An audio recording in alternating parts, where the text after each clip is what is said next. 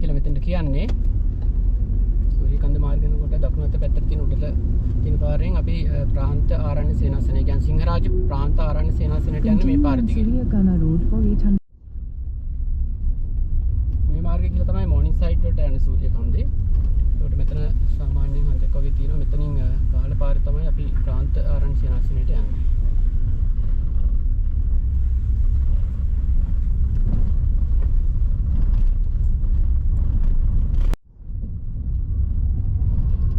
ආරණ්‍ය සේනාසනයේ භූමියට ඇවිල්ලා ඉන්නේ. හරිම සිසිලසක් තියෙනවා අපි ආයේ පොය දවසේ. ඉතින් මම හිතන්නේ සෙනගත් ඇති අද. රතගාල තියෙන මෙතන කාර් පාක් එක කියලා ගහලා තියෙනවා. අපි කොම්මඩ දාලා නවත්තුමු.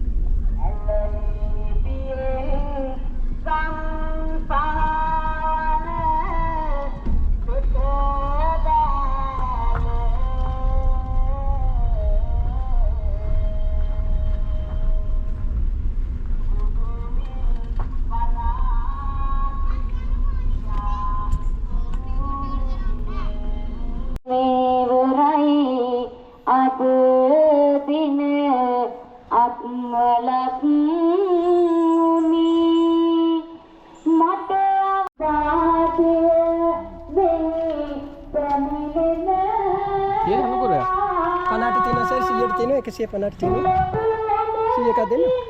Siapa kadang?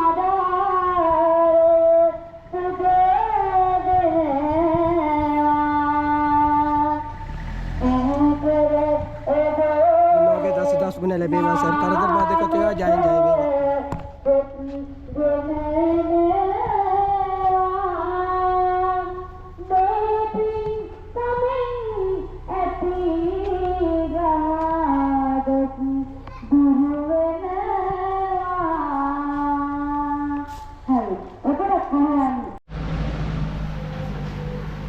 සිංහරාජ ප්‍රාන්ත ආරණ්‍ය සේනාසනයේ තියෙන විශේෂ ස්ථානයක් තමයි මේ අවුකන පිළිම වහන්සේ. ඉතින් ආරණ්‍ය සේනාසනයට ආවට පස්සේ මෙන්න මේ මාර්ගයෙන් තමයි අපිට පිළිම වහන්සේ බලා ගන්න යන්න තියෙන්නේ.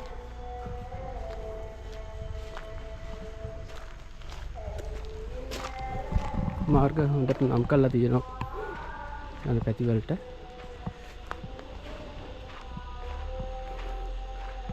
ඉතින් මුංචි ලෝකාන්තයට යන්න පුළුවන්.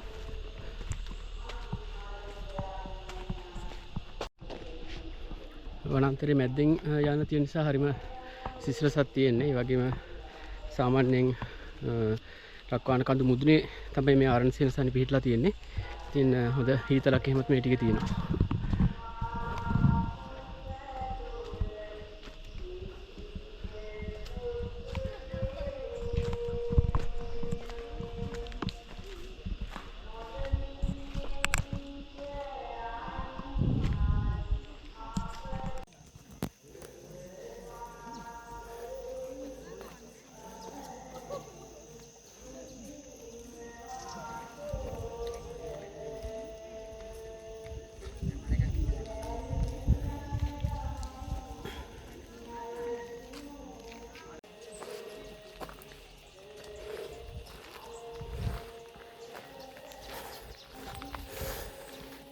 අපිට විහාරයේ මැද්දෙන් යන්නත් මේ වගේ පාරක් තියෙනවා. අවුකන පිළිමේ දක්වා. ඒ පාර තමයි දැන් මේ යන්නේ. හරිම ලස්සන වටපිටාවක් තමයි මේ හරිය තියෙන්නේ. දැන් මේ අපි ඉන්නේ රක්වාන කන්දේ උඩම හරිය. මෙතනින් ඉවරයි රක්වාන කන්දේ මුදුන තමයි අර පේන්න තියෙන්නේ. එතනින් එහා පැත්ත තමයි මෙතනින් එහා පැත්තට තව එකක් වෙයි තියෙන්නේ. එතන තමයි සූරියකන්ද මෝර්නින් සයිට් එක.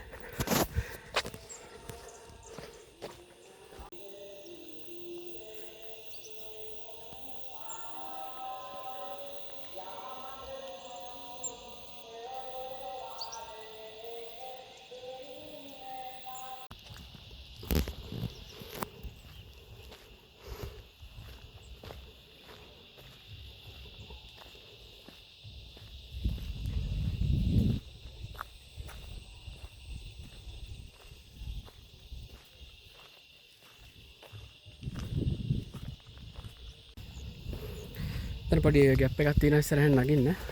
පයින් තමයි යන්න තින්නේ සාමාන්‍ය මීටර් 800ක් වගේ පන්සලේ ඉඳන්. බුදු පිළිමේ ගාවට අවුකුණ බුදු පිළිමේ ගාවට යන්න තියෙනවා.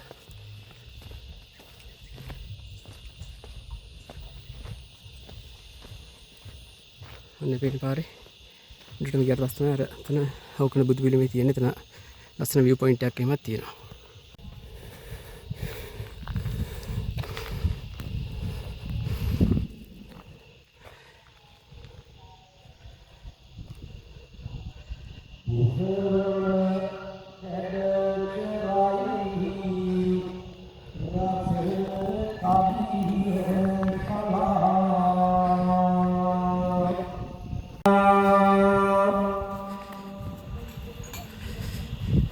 හරිම ලස්සන view එකක් තමයි මෙතනට පේන්න තියෙන්නේ. ලක්වානේ කන්දේ සාමාන්‍යයෙන් සෑහෙන උඩකින් තමයි මේ ආරණ්‍ය සේනාසනෙ පිහිටලා තියෙන්නේ. වගේම අර වගේ ලස්සන view point එකක් තියෙනවා බලා ගන්න.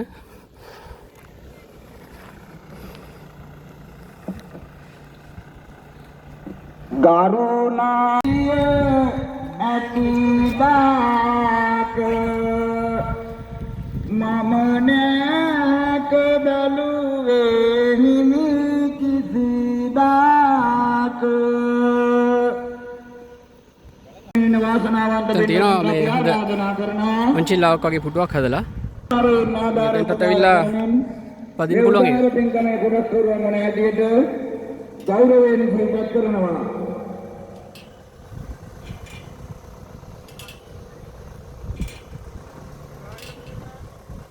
වීව් එක තියෙන හැබැයි අර පැත්තට ඒ පැත්තට තිබුණා හොඳයි කියලා හිතෙනවා. වීව් එක බලාගෙන මංචිලි පදින්න පුළුවන් මෙතන. නමුත් මංචිල්ලාව තියෙන පැත්තට වෙන්න. ඒක එච්චර හොඳ දෙයක් නැහැ. මේක තව ටිකක් සයිඩ් කරලා අර වීව් එක බලන්න පුළුවන් විදිහට තිබ්බනම් හොඳයි කියලා තමයි මගේ නම් අදහස.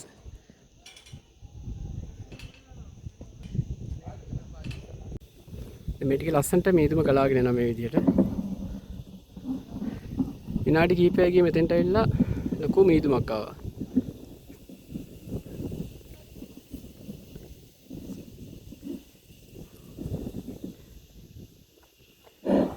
ඉතින් අර කරක්වන්න කඳු වැටි සම්පූර්ණයෙන්ම මේ වෙහිලා තියෙනවා. වෙහිලා යනවා මේ මේදුමත් එක්ක. තියන්නේ බුදු පිළිමෙත් එක්ක. කරක්වන්නේ කඳු වැටි පසුබිම. අර බුදු පිළිමෙට පිටිපස්සෙන් පේන්නේ මොනිසයිට්. එතකොට මේ බුදු පිළිමේ හරියටම මුහුණලා තියෙන්නේ මේ පැත්තේ තියෙනවා ශ්‍රීපාද කන්ද. දැන් මේදුමට වැහිලා තියෙන්නේ. හරියට මේකෙලින් තමයි බුදු පිළිමේ මුහුණලා තියෙන්නේ. පහලින් පේන්න තියෙන්නේ රක්වාන නගරය. මේ පේන්න තියෙන රක්වාන නගරය.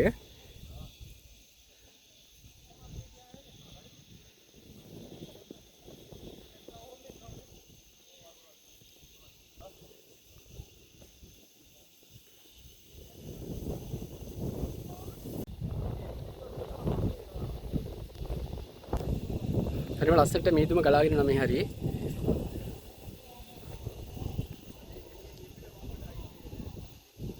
ඒ වගේම ලස්සන view එකක් තියෙනවා පිටිපස්සේ.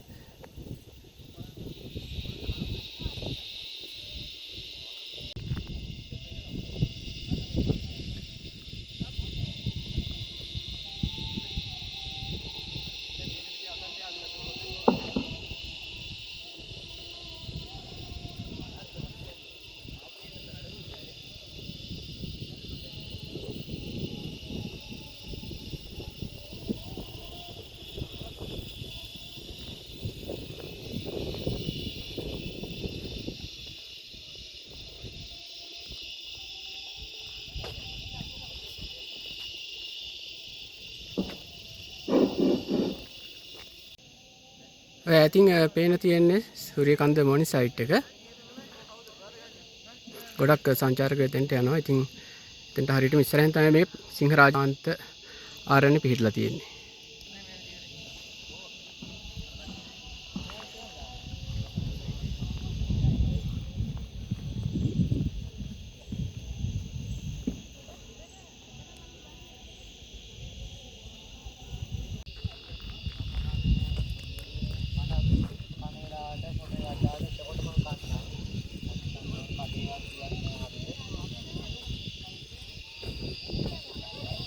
මට ෆොටෝ එකක් ගන්න කනලාවට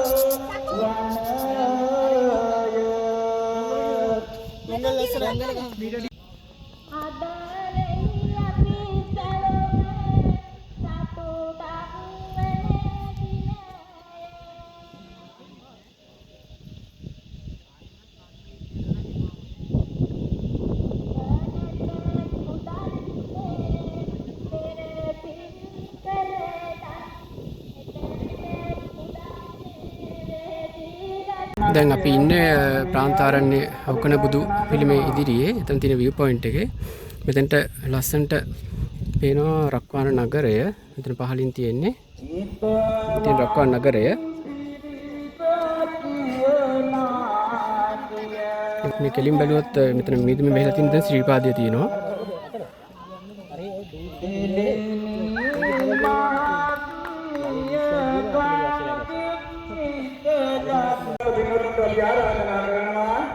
හැකියාකාරයේ නාදාරෝපකාරයක් කරමින් විදුලි බිල සඳහා විශාල මුදලක් හොයන දෙයින් හැකියාකාරයේ නාදාරෝපකාර කරමින් මේ මහා බින්ගමේ කොටස් දරුවන් වන ඇටියට ඉතාමත් ගෞරවයෙන් මතක් කරනවා.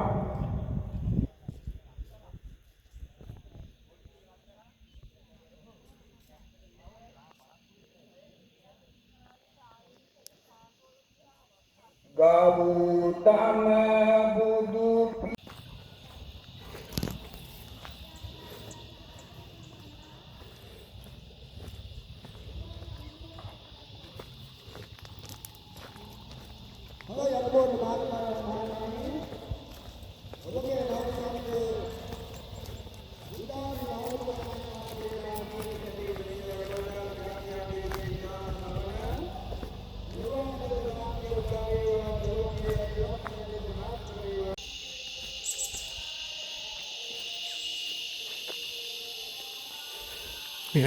ප්‍රාන්තාරණ්‍ය තුල කැලේ ඇතුළට වෙන්න මේ වගේ බුදු පිළිම වහන්සේලා, ඒ වගේ විශේෂ ප්‍රතිමා වහන්සේලා නෙලලා තියෙනවා. ඉතින් මෙතනත් මේ තියෙන්නේ ඒ වගේ බුදු පූජා කරන්න හදපු බුදු පිළිම වහන්සේ නමක්.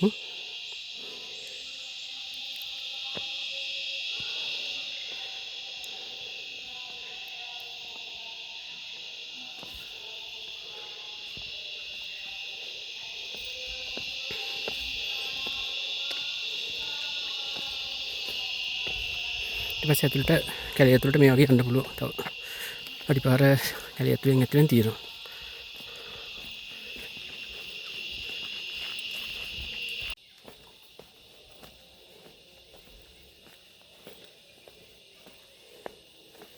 කැලේ ඇතුළට වෙන්න තවත් මේ වගේ අඩිපාරවල් දිගටම තියෙනවා. ලස්සන පොකුණක් තියෙනවා ඉස්සරහා. නිල් මල් පිපිලා තියෙන ලස්සනට. මෙතන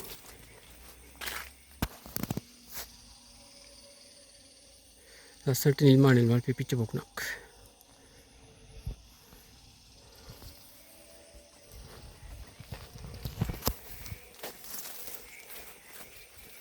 ගහලා තියෙනවා දම්සක් මළුව කියලා.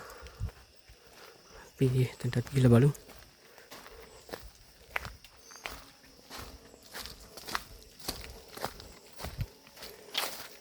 එතන ලොකු සිසිලසක් තියෙනවා මේ හරින් යනකොට. කැලේ ඇතුලින් තමයි යන්න තියෙන්නේ.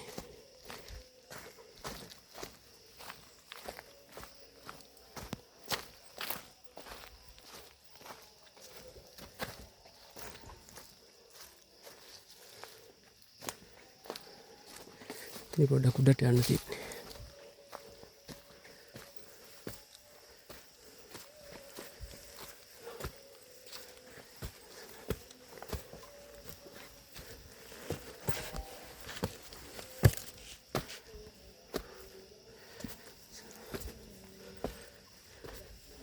පාස්වග තවසන්ට නම් සප්පැවතුම් සූත්‍රය දේශනා කරන ආකාරය තමයි මෙතන නිරූපණය කරලා තියෙන්නේ.